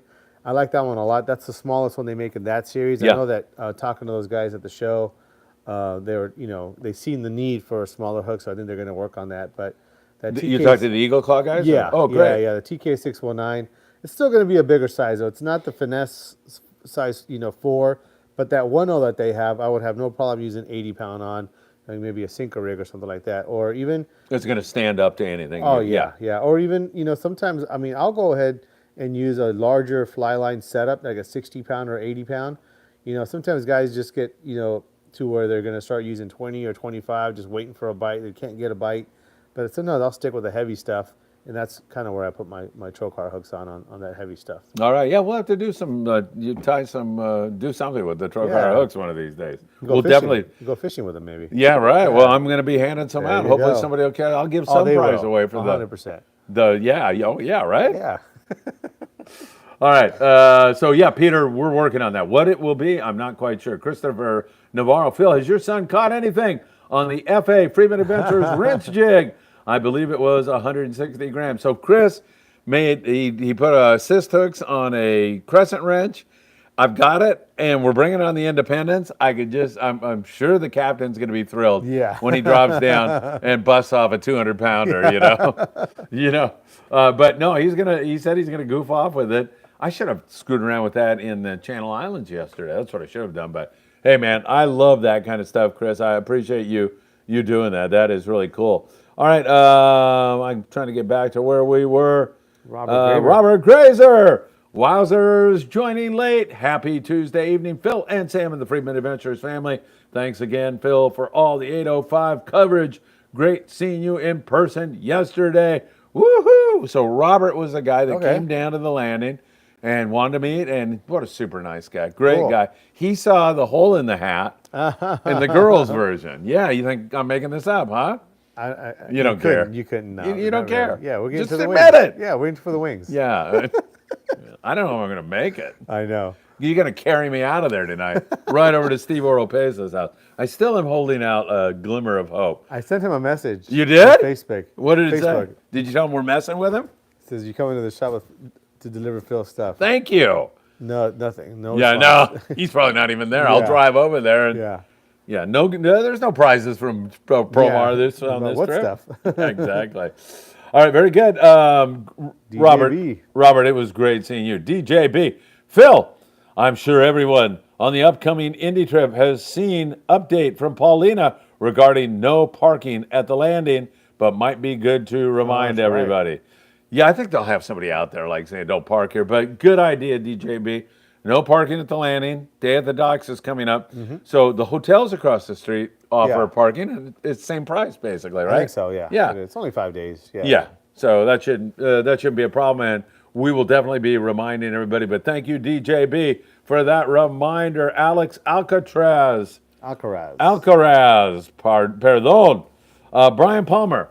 What's a good 2-speed reel to throw poppers? Yeah, that's a tough one. In general, those 2-speed reels don't cast as well as like a Trinidad 20 or something like that. But when we're talking trying to catch a big tuna, guys are going to be fishing like a Talica 12 or 16, a Saltiga 40 or 50. The same thing. All these medium-sized reels, you get anything bigger, and the spools are just too heavy. So in those medium-sized 2-speed reels, whether it's Fathom, Torre, Saltiga, the Shimano, all of those reels are going to be good. All right, very good. Great question. Raul, Sam, going to Bola this summer and that's Bay of LA, everybody, down the Baja Peninsula, about 420 miles from Tijuana, this summer, and taking a UCCP 76 XH. He's starting to get in trouble here. If there's any more numbers, I'm not reading them. And a Pen 12 Vizix. Is that a good pair? Yeah, that's a pretty good pairing right there. It's going to be something that's going to handle some of your grouper fishing, some of your trolling, maybe even dropper loop fishing for yellowtail. And definitely all your heavy stuff should be taken care of with that, no problem.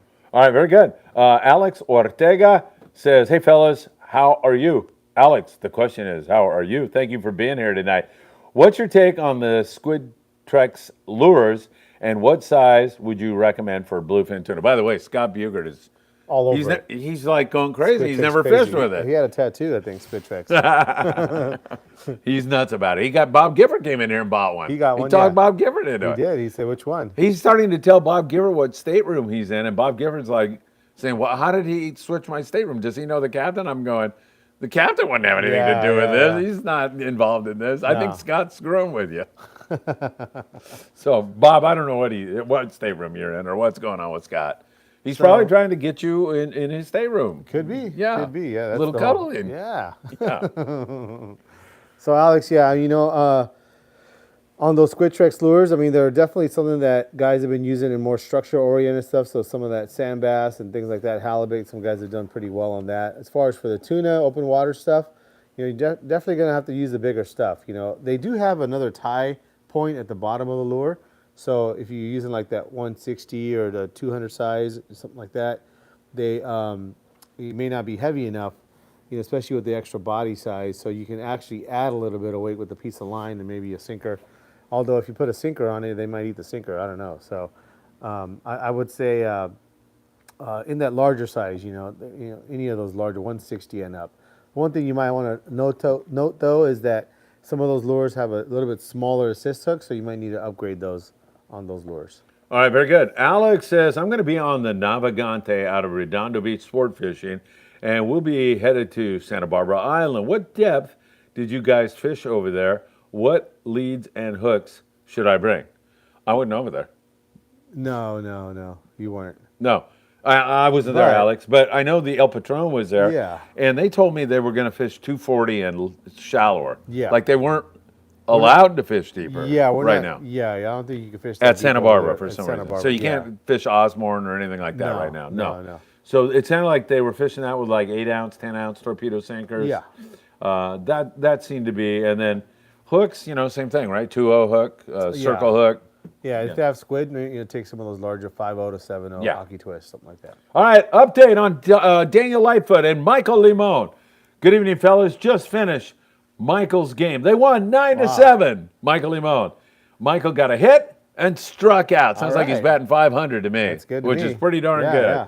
Way to go, Michael. Thank you for checking in. Daniel, we really appreciate it. If you were here, I would yank on that mustache of yours for good luck, let me tell you. All right, All Pro Pest Control. I'm considering getting into the knife jigging craze. What can I expect to spend on a medium-sized setup? Well, medium is kind of relative. There's probably about 15 different levels, so trying to get something that's right in the middle, there's going to be a lot of rods in that kind of medium category. But if you're looking to get into something that's going to be more like rockfish, maybe yellowtail oriented, you can probably get into a rod and reel, kind of at your lowest entry point, going to be at around maybe for 120 to 170 on a rod. And a reel, That's reasonable. yeah, and a reel you can start off with something that's a little bit more basic, so that you can get into something that's as cheap as like $150 or something like that for a reel. So that'd probably be your entry point, around $300 or so, right in that range. But it just depends on where you talk about medium. Medium could be like in that tuna stuff. We're talking about speed jigging. It could be, there's 4 or 5 different levels in that alone. So if you're talking about a medium in that setup, and you're talking about a big fish type fishing, you're going to need a reel that has a lot more drag. And so as far as that, your entry level on that would probably be like a Fathom 40 2-speed, a little bit larger reel, but those are about 300 and something bucks. And the most economical rod that's still kind of a good rod is going to be that Phoenix Megalodon. They have a 608, pretty popular. They're a little over 300 bucks. So you're looking at about 700 bucks for an entry level tuna rod, something that you're going to catch a 100-pound tuna with. So it just depends on what you're trying to get into, what kind of fishing you're getting into. Come down and check them out. We have so many. I know I've got a couple hundred different jigging rods. And Do you really? Yeah. Wow. Yeah. And maybe 7 or 8, maybe or 9 different jigging reels, in that category. So come down and check them out. All right, sounds like a good idea to me. Don't forget to hit that like button, everybody. Join me for the morning briefing tomorrow. I will, by the way, be doing live updates from the Independence. And Sam and I are going to attempt to hook up We'll try. We'll with see. the remote. We'll do see how the something. Wi-Fi on the boat is. Yeah. But we're going to try to do a tackle shop confessions, you from here and me from the Independence, which will be great if we're able to pull that off. Danny Pan, good evening, guys. What you guys think about hookup baits? Are they good for rockfish, and what size should I get? Eddie Leland, who passed away, great guy. I watched him kill the fish on those hookup baits over at Santa Barbara Island. Yeah, those things work pretty good. I mean, they make them all the way up to like a size 6 ounce. One of the things you want to kind of consider with fishing that stuff is you're going to be using some braid, maybe some 30 or 40 pound braid, lighter braid, so those jigs can get down to the depths. You know, when we get into some of that super deep stuff, 700 feet, that kind of thing, probably wouldn't be the right type of jig for that. But anything up to like maybe 300 feet, those guys do good. I know they really promote that double hookup bait rig, you know, where you're using 2 on 1 to try to get a little bit more weight on your rig. And that seems to kind of help out with that situation too. But yeah, those things, I mean, they kill it, especially with that rockfish. Has Steve answered you yet? No, he said screw Phil. Everybody says that. Yeah. What a rat thing, Steve. Oh, wait, I'm going back to that negative thing. I can't do that. Yeah. Steve, thank you so much. He can just take the stuff back to Promar, I guess. Yeah, I know. Yeah. No, I don't want that. I want to be nice here. Yeah, okay. Is he going to be giving you some of that experimental stuff that he's working on? How'd you know? Just a hunch. Yeah, I don't Just a know. hunch. I have no idea what he's giving me. All right, Chris Navarro, is that where we are? No. Yeah, Danny Pan. Oh, we already did that. Chris Navarro. No. Sam. Isaac, we're at Isaac. No, we're not. We're at Chris. We just Pan. did the hookup. Oh, yeah. No, Chris comes on again. That's Yeah. why. I'm looking further down. Sam, for your night jig fishing, mono or fluorocarbon pre-rigs? On the rigs that are like attached to your lure, you know, either one mono or fluoro. Here at the shop, we do a 200-pound mono leader, which is the one that we sell the most. We sell hundreds of those, thousands of those. Shoot, thousands. On the fluoro ones, we do those in a pink, but mainly just so that we can tell them apart visually. You know, if we did them all in clear, you wouldn't be able to tell them apart. And so we offer it as kind of a basic 200-pound, and then like an upgraded where it has a heavier duty split ring and a heavier duty swivel, and they go along with the heavier duty fluoro 300 pounds. So as far as for me, I just use the mono 200 pound that hasn't failed me yet. So that's what I go with. But if you want something heavier duty, that fluorocarbon, now that one, you know, besides it being thicker and bigger, it may last you some more fish. So if you're on a trip and you're getting a lot of medium-sized fish, you can probably use the same leader for, you know, 4 or 5 fish in a trip, no problem. All right, very good. Excellent question as always. Cholulus, calamari, and kayak rentals. Rod recommendation. Thanks for being here. You're always here with us. For a Penn Slammer DX 8500 for surface iron. Yeah, that's a big reel there, so you're going to need a pretty big rod. You know, they don't really make a whole lot of longer surface iron rods for spinners, you know, which we would usually look at like a 9-foot rod or something like that. So that's going to be a tough one to find. You might need to go to like a custom rod or something to find a good 9-foot spinning rod that would be considered a traditional surface iron rod. But what is available is a lot of 8-foot stuff. In the United Composites, they make a couple of good 8-foot rods. In the Terramars and the Daiwas, you know, they all kind of make a whole bunch of like nice, heavier 8-foot rods. One rod that I think they do make in a 9-foot rod, I think Phoenix makes a 909H, and that might be a good option for that. As a note, though, I would maybe even consider to go into a little bit smaller reel. That 8500, even though it's a big, tough reel, it's also pretty heavy. You know, maybe more like a 5500 is something that I would recommend. And the biggest reason is that the line's going to come off the reel a lot easier, and so you're going to get a longer cast with the smaller reel. But that 8500 is a good reel. It's definitely tough enough for any kind of yellowtail or tuna. Just might not cast as far as a smaller reel. All right, very good. Isaac says, congratulations to Michael and Dan for winning the baseball game and hitting 500. Michael, Limon, DJB, Phil, get some sleep. He can see it, man. Do I look tired? Yes. I do? Yes. Oh, yeah, I am. DJB, get some sleep. We're going to be up 4 nights slaying bluefin tuna. See you soon. Have a good night. Same to you. Can't wait to see you down there Thursday night. It's going to be epic. It's going to be really, really good. Christopher Navarro, the squid Trex reminds me of the old Shimano Lucanus jig.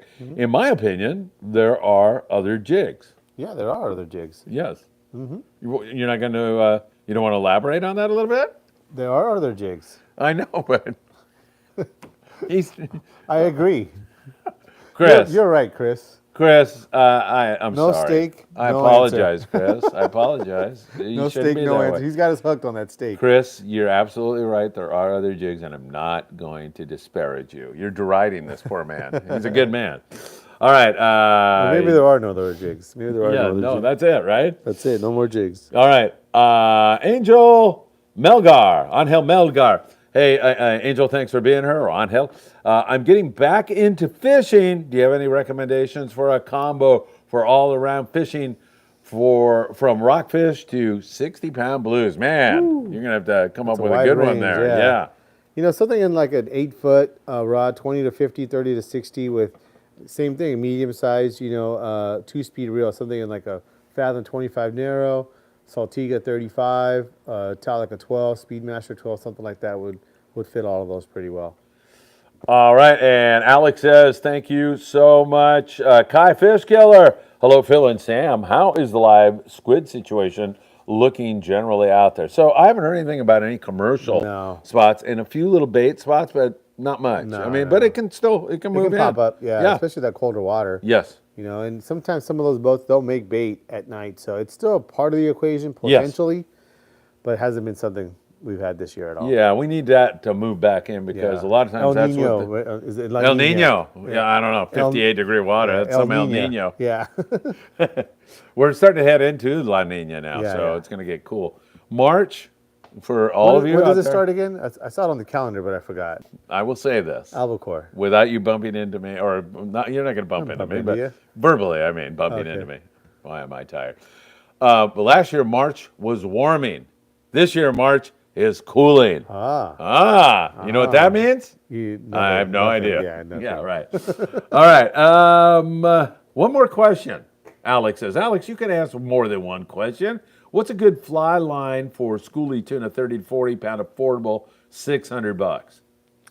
Affordable. So you're looking into like that. There's a couple choices. So you're looking into that, maybe that Speedmaster 12 and the Fathom 25 narrow. Be perfect for that. And both of those run around $300.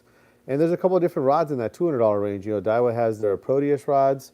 Their basic Proteus rods that are around 2-something, and then Shimano has their Terramar rods that are around 240 as well. So you'd be right in around $600 for a rod and reel. Obviously, braid and tax is going to maybe get you a little bit above that, but your base price on those is going to be within the $600 range for sure. Surging past 100 viewers. My God, this show continues to build right when I want to just go to bed. Yeah.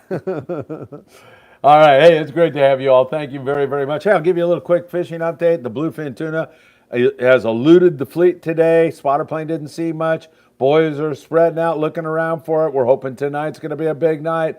Details on the morning briefing tomorrow.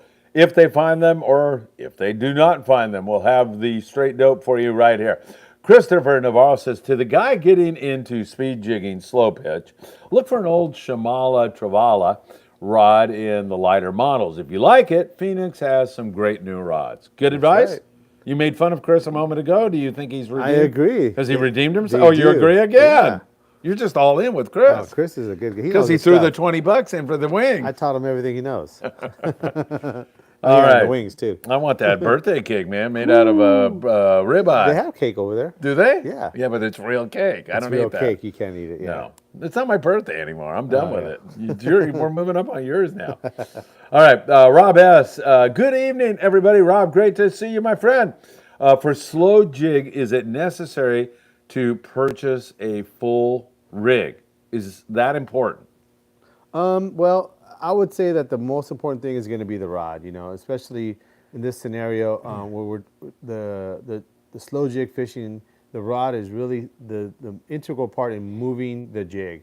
You can get away with probably a more variety of reels and maybe something you already have, but the rod is definitely going to be something way different than what you already have. The reels, the ones that are made specifically designed for that slow pitch fishing. They're a little bit different than a normal reel, but not totally different. You know, you turn the handle and the line comes on the reel, so the basic function of it is the same, but the rods are really, really different. You know, one of the biggest problems with trying to pick a rod is that the rods aren't based on line size, like how you would say, well, I'm going to get myself a 25-pound rod that'll kind of do everything. Yeah. Where the jigging rods or the slow pitch rods, the design of the rod is really based around the jig size. So the optimal jig for that rod is going to be, you know, whatever it's designed for. You can fudge it a little bit, and so there's a little bit of leeway for that. And one of the things you might consider getting into is kind of a new style of the slow pitch rod that's kind of been developing. I think part of it's kind of a West Coast thing as well, is they call it kind of a hybrid rod, meaning that it's a parabolic slow pitch rod, but with a little bit more backbone than your traditional. So those are a little bit more versatile, a little stiffer. In fact, we got some of those ones from both Spro. They make a nice one that's kind of those hybrid style ones. And also Akuma, they make a really nice one too. We've been selling those actually really well. Also kind of a hybrid style rod. But they are a stiffer rod that is going to be a little different. You know, may not offer the same exact action that other more parabolic rod would offer, but I would say close enough as far as getting into it for sure. All right, very good. Hey, Jake Lightford is coming to us from Ontario, where he says the fishing is going fantastic in southeast Ontario. The crappie fishing's wide open. He'll trade a tuna trip for a cold crappie trip. Water just hit 50 here. Sounds like a good idea to me, man. Jake, Trade it up. good to see you here, man. That is awesome. We have to go to Ontario now, Sam. How much mono top shot do you recommend for the stretch? Asks Isaac. You know, I mean, I really don't recommend it for stretch. You know, I don't think stretch is as big a factor as it's as much as that it's talked about. You know, I mean, we always talk about it. You know, or you see it brought up in forums and things like that. I don't really feel like it's as much a factor as it's made out to be.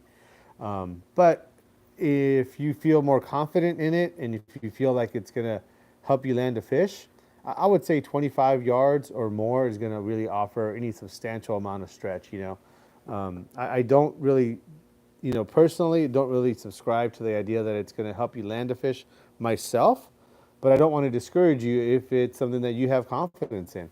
But I would say you'd have to get to about 25 yards before you really start seeing enough material that's going to stretch to offer any kind of benefit at all. But I just personally don't subscribe to that. Do you think Peter has any instant coffee back there? I'm sure he does. I haven't seen it for a long time. He's Peter? been hiding it from me, I think. Oh, have you been looking for it? Yeah, hell yeah. Oh, so then I don't know. I know there's I haven't looked for it today. I'm going to go look later. Just a little inside between Sam and I here. All right, let's get back to the great questions here for our wonderful Friedman Adventures family. Chris Navarro is back. The rod is the most important piece to jigging. The tip is everything. Now go ahead and make fun of him and say you agree. And just dismiss Chris. him. I agree, Chris. And Yeah. dismisses the man. I dismiss you, Chris. Man, I say, Chris, that is so important. Chris, you're so wrong. I can't believe. So happy you pointed that Why out. do you even have a computer, Chris? That is you go sage on there advice. And you post all these silly things. Such a great idea. You know, and this guy here to just share that with our wants to be family. upset of everybody. Chris, you're just making him upset. No, Don't do I'm, it. Stop it, Chris. It was a beautiful. This guy here, you know, he came in happy, and you posting all these questions. No, it's not that. You know, It's Phil? the Steve Oropesa thing that's got me yeah, upset. yeah. And It would be too, yeah. Peter hiding the coffee on me. All right, let's see. Alex Alcaraz says, thank you guys. I love these live streams. They're very helpful. Last one. No, Alex, please. You're the life's blood of Tackle Shop Confessions. All your great questions. Penn Fathom 25N or Shimano Torium 16 for fly line. Man, Ford or Chevy, man. Those are really both really great reels. I know that in theory the Penn Fathom 25 Narrow, because of its design, should offer a little bit better free spool, but it's so incremental that I just don't see it being something that I'm going to choose it over one or the other. You know, I would say that the Fathom to me maybe offers a little bit better free spool by a small amount, but the handle on the Torium I like a little bit better. So they both have their positives and negatives, you know, and they're both great reels. I think either one you go with, you're not blowing it for by any means, so you'd be good hands at either one. All right, keep those questions coming, Alex. Very good. Red Pill says, thanks for answering my Previous question, Sam. What rod? What rod? Wow. You don't remember? I don't remember the previous question. Do you? I'll look it up here. All right, very good. We're going to look it up, Red Pill. Oh, he just said, what rod would I recommend for the Alijos 5? Yes, for the illegal. I didn't even ask that question. No, I think he was about to continue to type, but he hit Oh, enter. okay. All right. I thought maybe I Yeah. skipped over you. I wanted to apologize. So for Go the ahead, Sam. Alijos 5, pretty versatile reel. It's a small reel that kind of packs a big punch. So depending on what you wanted to fish with that reel, that reel will fish anything from 15 pound to 40 pound. And unfortunately, there isn't really a rod that's going to be able to do all of those sizes effectively. So depending on where you're going to be at, it's kind of like, sounds like a broken record to me, but that 8 foot 20 to 50 is probably going to be one of the better matchups for that reel, in my opinion. But you can fish it heavier. You can throw it on a 30 to 60 rod and it'll perform. Those Alijos have a big oversized handle, and so they do have a little bit more torque that you can kind of push that reel a little harder. But it's small enough that it'll fit on a lighter rod too. So a lot of different rods will fit with that. So it really depends on where it's going to fall in your lineup. All right, very excellent questions tonight from the Friedman Adventures family. Thank you. We got over 90 people watching right now. Hit that like button. We appreciate all your great support here at, what's the name of the show? Tackle Shop Confessions. TSC. TSC. Tackle Shop. Yeah, TSC. TSC. Yeah, Scott, I'm going to TSC, baby. That should be the shirt. Yeah, TSC, right? Yeah. That rolls right off the tongue. It does. TSC, yeah. I've got all kinds of guys with suggestions, the Three Stooges kind of vibe, maybe me poking you and you blocking it, or That'd be a good one. that wouldn't be bad. That'd be a good one. Yeah. Some people, a lot of people on the boat yesterday who loved the show were saying, I just like that photo you run, with Eric in the background. yeah. You should just go with that. And I'm like, oh, yeah, Not whatever. bad idea. Yeah. We'll have to come up with something good. Different type of jigs for calicos, something similar to a Salis O-Pop. Yeah. Wider jigs. As far as calico fishing, sometimes we look at that kind of fishing and we think of a slow presentation, something that, lets the jig kind of be in a certain zone and not sink out. But honestly, that surface on calico fishing, a lot of times they have to be pretty activated to really be on a surface iron. So you can get away with any of those, more like yellowtail, quote unquote yellowtail jigs. But you're right, sometimes something that slows it down a little bit might be a little bit better, but not necessarily. I've caught plenty of calico on a 7X, 45s, Taddy C's, all those jigs. I've caught tons of calicos on. So, change it up. Sometimes that wider jig and a slower presentation is going to be what gets them to bite, but not always. Sometimes you got to, treat it like if it was yellowtail. All right, very good. Richard says, Sam, what's your choice for a clear popper? That the original Tackle House feed popper. I know those are made of a super high quality, in the 150 or 170 size. That 150, one of the things I like about it, it comes with already packaged with the 2.0 owner ST66 hooks, which is pretty much an industry standard for big tuna. The 170 doesn't come with any hooks, but the split rings that they put on there that are kind of ready to accept the 3.0 size hook are super heavy duty. And so that's one of the reasons I like those lures in particular, is that they're already kind of set up heavy duty for what I'm thinking you're going to try to do is try to catch a big tuna. Rob S. says, guys, thank you so much. Go get your wings and get some sleep. That's right. Everybody's taking pity Sleep. on me. Which one first, sleep or the wings? I don't know. Maybe can we do them together? Same time, I'll choke on one. Anthony Malfitano. Hey, Tony. Anthony's a fantastic guy, and he is so right. I have been remiss in not telling everybody to go look at t-shirts and hats online right now. You can do that by going to embroiderycreations.net and order up. In fact, Mike Kravinski, does he come in here? Mike Krinkovich? Is he ever a big, tall guy? He's on our Independence trip. Maybe if I saw him, I'm sure. I'm sure, yeah. I know he comes in here. He sent me a message. I just opened a box with 3 XX t-shirts and my hats, and I'll see you on the Independence. Awesome. So, there you are. Alan R. Hey, guys. Great job on the rockfish opener, Phil. Hey, Alan, it was so much fun. We really had a good time. And like I say, Sam, I was telling you, now I'm going to shoot this trip on the Independence.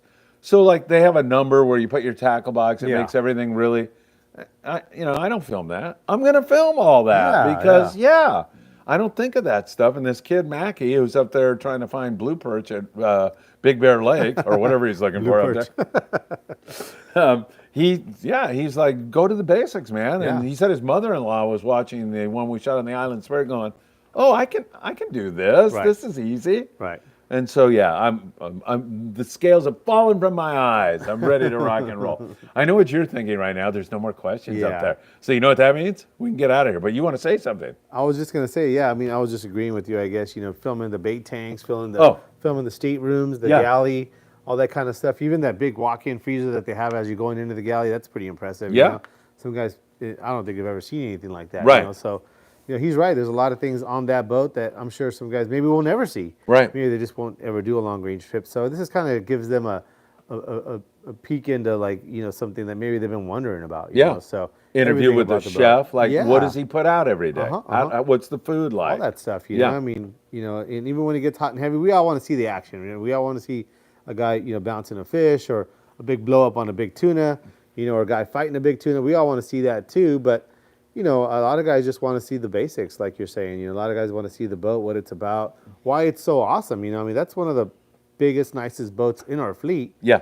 And so, guys don't even realize that, but it is a super cool boat, just in general, the way it's constructed. And so I'm sure guys would want to know about that too, Yep. So there's all kinds of cool stuff, Oh my goodness, we got more questions. We're not going anywhere yet. Richard says, I think mono top shot important for heavy graphite rods, not so much for glass. It could be.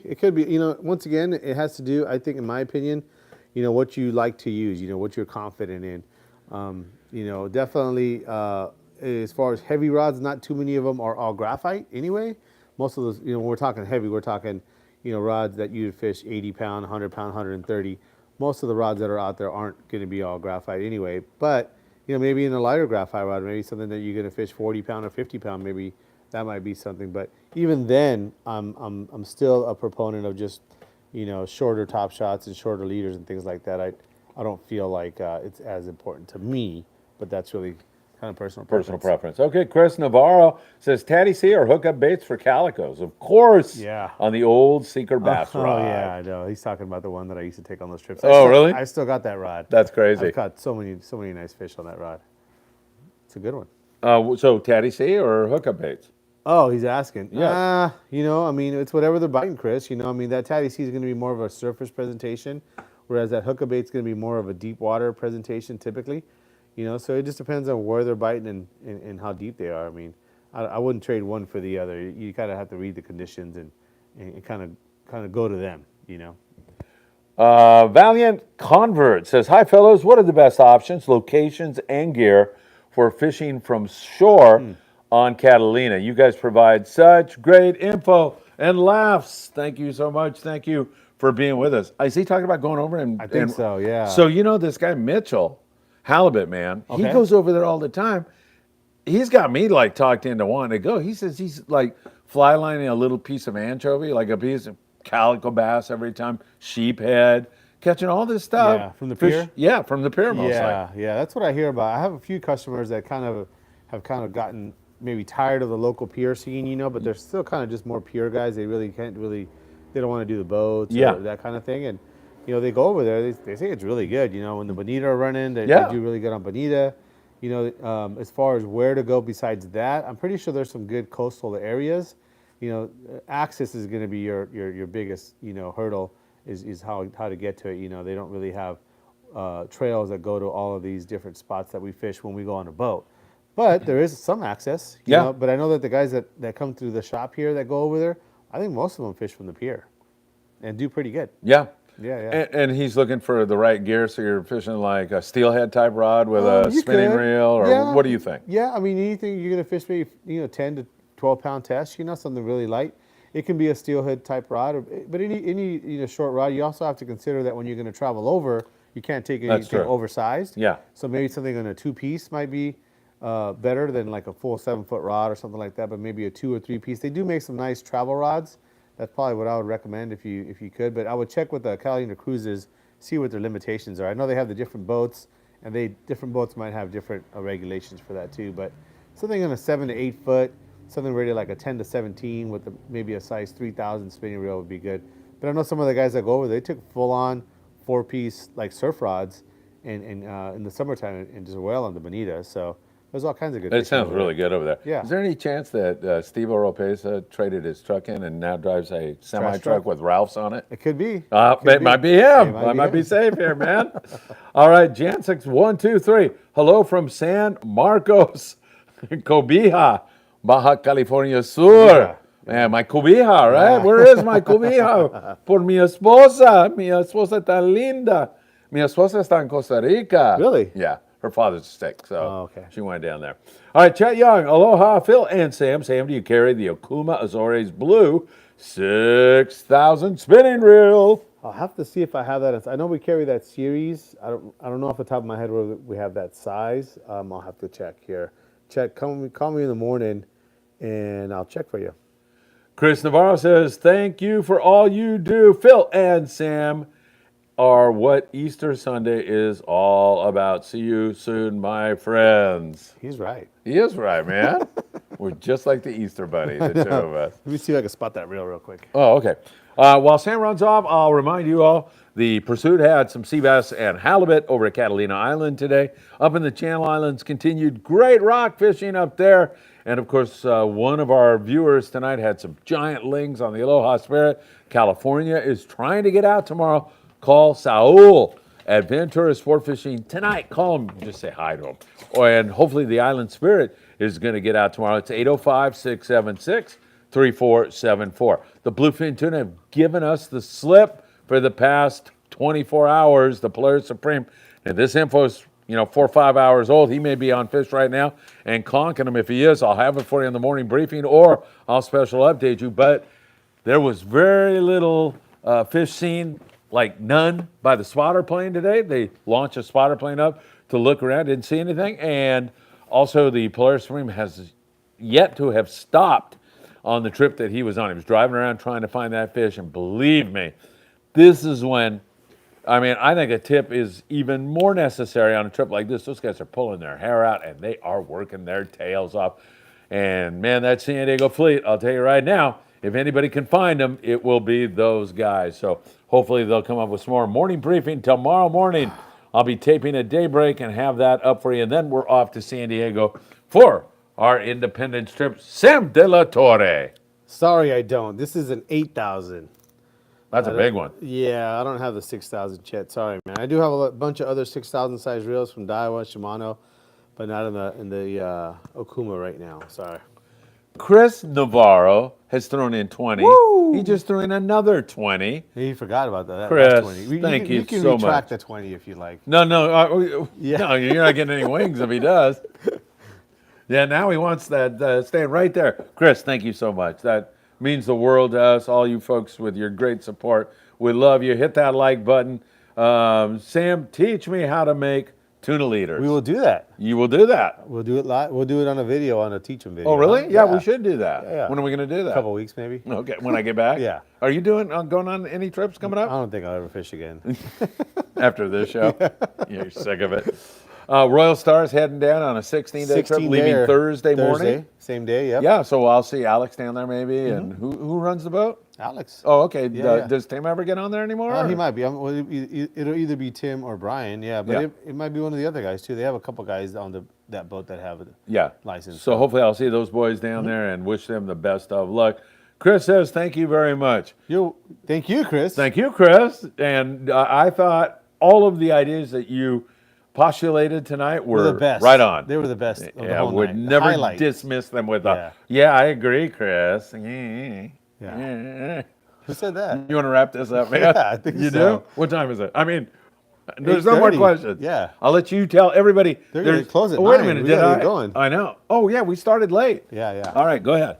All Tell right, everybody guys. where you're located. We are here at 21809 Avalon Boulevard, City of Carson. You can reach me here at 310-707-1205. Email is sam@islandfishingtqckle.com. But most guys get a hold of me through social media on Instagram or Facebook at Island Fishing Tqckle. We're open Monday through Saturday, 10 to 6. See you soon. All right, Emmanuel Navedo said he missed the show from Florida, but Emmanuel, we send you all our best. It's going to be archived right when I shut this thing off. Sam, thanks again, my friend. I got it. See you guys later. Thanks for joining us, everybody. We'll see you next time on Tackle.